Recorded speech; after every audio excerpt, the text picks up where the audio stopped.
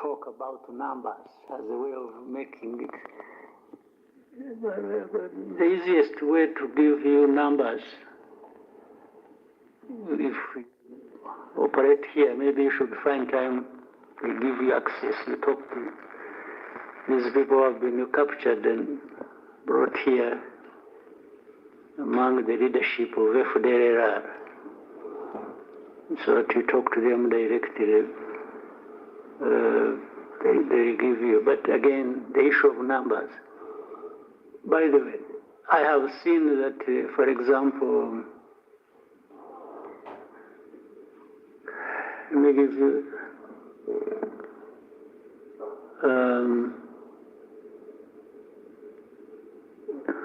you know, in Congo, there are different forces. Let's say there are forces of Burundi, big numbers actually. Last time, since we talked about Goma, that even before, just before Goma failed, Burundi had in Congo over 10,000 troops on the ground. Then you know that there are Ugandan forces in the areas of Ituri, Beni, and so on and so forth. According to DRC, these are invited, so meaning they are there legally. But for the forces, for example, of Uganda, one of the reasons they are legally there or invited is to do with these groups of ADF. Would you be interested in finding out or understanding, or let us understand, in terms of numbers, how many are ADF? To make it such a significant problem that justifies the presence of, let's say, the amount of forces that, the number of forces that came from. Do you have an idea? So, because I suspect there may be a fraction of fdlr, but it is taken seriously by that label put on them, terrorists. You see, terrorists, even when they are 5, they actually can do harm, and people take that seriously. So fdlr, why no one would take them seriously, knowing that their history, and worse still, knowing that they are associated with a government in DRC. And I mean, this is a public knowledge. Even the way you have heard of hate speech, you have heard of all kinds of things. If you want to know, you must be knowing. So still the issue becomes, how many would they be? How many? So it's like putting me to task. One, it is falsifying the issue of numbers. If you want to know about numbers, there are many. That's very fact. Then, but the essence of saying how many are they, like say, like exaggerating. No, I'm not talking about you. I'm talking about what you said, that is said by so many, including authorities in Europe. I have been asked by some leaders of Europe, How many are they likely to be? When somebody asks me that question, immediately I know he's interested in covering up the problem. And therefore, I associate it with all this I see. I said earlier when you are talking about FDLR, the resolutions, the statements made at the UN, they come saying, it is really like a whisper. It is just mentioned in the passing. It's not, but the reason is so that it's like Rwanda should not be taking action against them, which means from there, I can see they are saying they are not connected with the whole history or even their responsibility in what they did here. Well, by the way, they have also questioned even numbers of those who were killed in the genocide. It says you moderate this and the others are just mentioned in the passing. It becomes an issue of moderate people who died. It's not about the mass of people who were killed in the genocide. This has been a subject of discussion and debate unnecessarily, in my view, for such a long time. So, the connection with between FDLR and the Kinshasa government and my friend there, I'm sure you know. And as a journalist, I am sure you investigate, you should be knowing. I don't know whether I'm being tested to show how much I know, because I'm being asked by people who know. Then we can put it another day. Next question to New Times.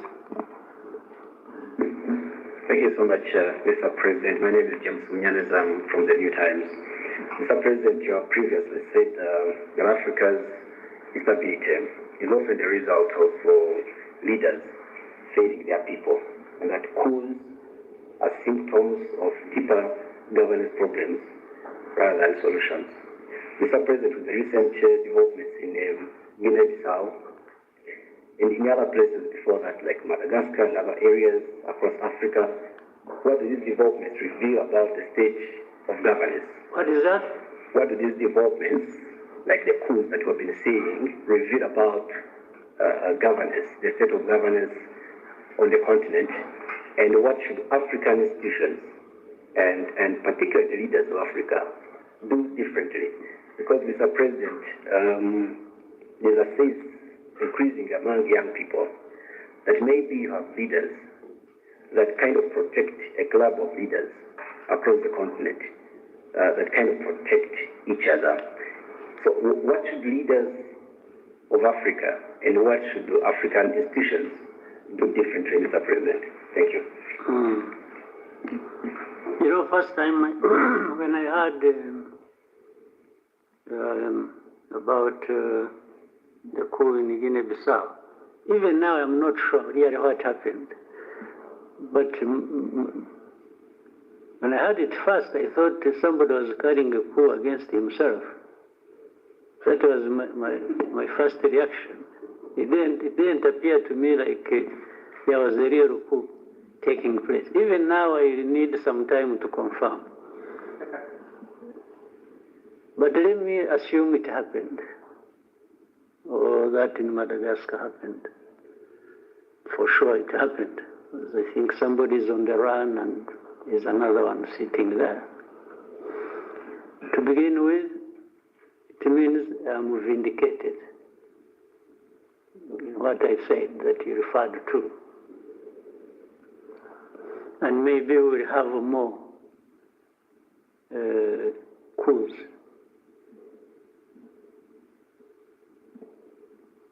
And so be it.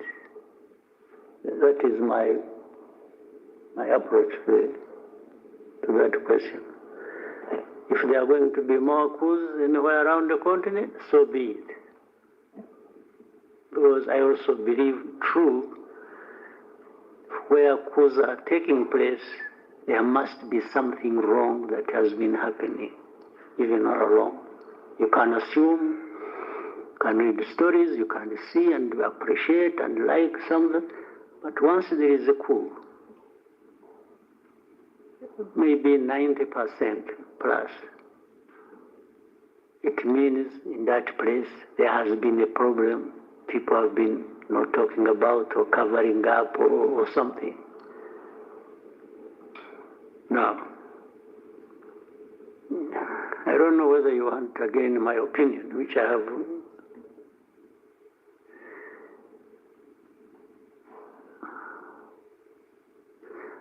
Because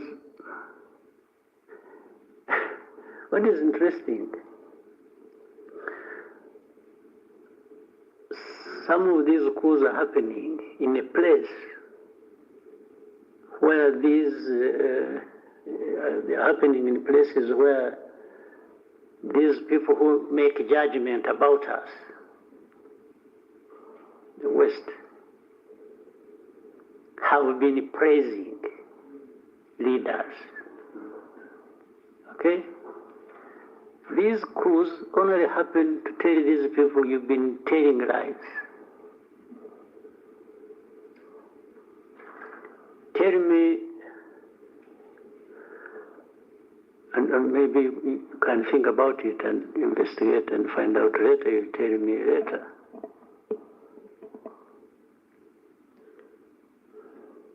If this coup is not a coup against in Guinea-Bissau, what do you know about Guinea-Bissau that tells you, you know what? Such a coup should not have happened. What is it? Because, or even go to Madagascar and tell me, you know, the way I know Madagascar, the way I see, why should the coup have happened?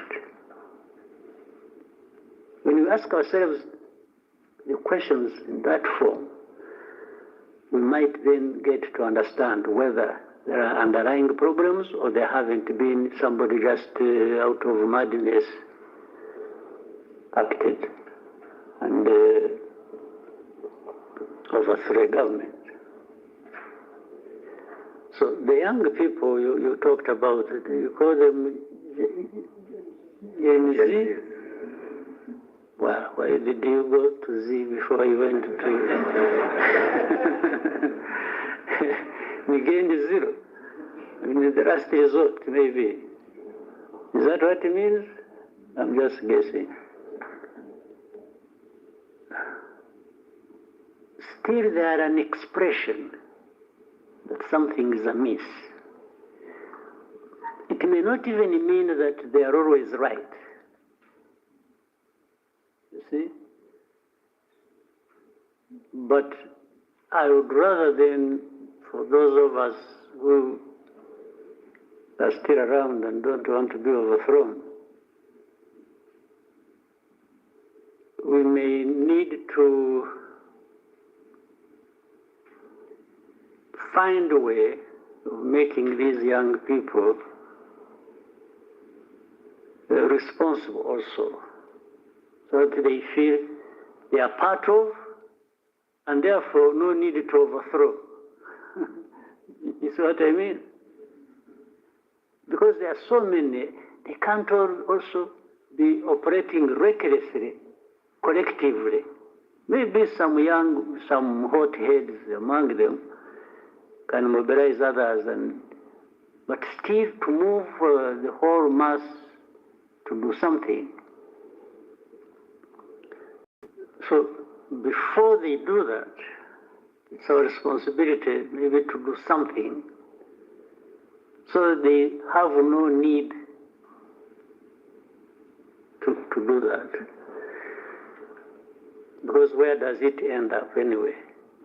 I haven't heard, except in a very distant place, but also differently. I haven't heard any of these ones go through that process and becomes the leader. So they always end somehow, maybe for another year, for another term, okay? There is a way to do things and to have a conversation in a manner that they become part of. And they become part of, if a country, because countries have problems, mine has problems. And people necessarily do not get everything they want, because there are real problems that people say, this country, if I use my example, wouldn't have everything as they wish to have it. But it is my duty, and for those other leaders of this country, to be out there transparently explaining to people why there are these problems, and show the effort you are making, and also that it involves them to try and deal with this problem. If somebody has a problem they understand, they won't be violent. They'll even be more sympathetic. They'll be a bit sympathetic because they know somebody, let's say, you may say you want a road there. People may say, I want to see a road 100 kilometers from here to there, tarmac road. But if I go to them, I say, you know what? I'm really trying to put this road because I also think it should be there. But the resources we have, the envelope, so small that we have to split it in so many things, hospitals, schools, this and that. So I'm still falling short of the budget to take care of these roads. So please bear with me. And then I will also tell them, we see in our tax revenues, we are trying to get money from, but you're also not paying up. You are dodging taxes, you are doing this. So please, if you have, I'll make sure that your money, we find a way to making this road. Or, you see, they were used to having these powerful people, the donors, giving money, and I tell them, you know what? They no longer give the money. You were used, you were spoiled that these people would provide money, but they are no longer showing up. Maybe they all have their own roads to build too, and the money is falling short. So, and say, but bear with me, but let's be together. So if you are transparent and they understand, they don't have that thing because it's not your problem. It's not somebody who got the money and took it in corruption or something. Why would anybody get angry with me if I have explained like that? But if they suspect, no, but you're not sure, you're not taking your money, this money for yourself, they will not be sympathetic. They may even terrorize and laugh and clap and like they have listened to me, but in their hearts they are keeping a grudge with me. Yes. So one day they will show up on the street. If it's the road, it's a hospital, it's this, it's that, and then later on they get news about this man who is not, he's building a castle in Paris or in Brussels or in New York. They will come for your throat. Yes. It becomes only a matter of time. They'll come for, they'll come at you and you face it. So, but for the coups, for me, I summarize what I've said before. In a way, maybe there are good coups and bad coups. There might be a coup by somebody who got high-handed and high anyway, just not handed, but high, and became reckless and thought because he has a gun he will go and take power. That's a bad coup. But if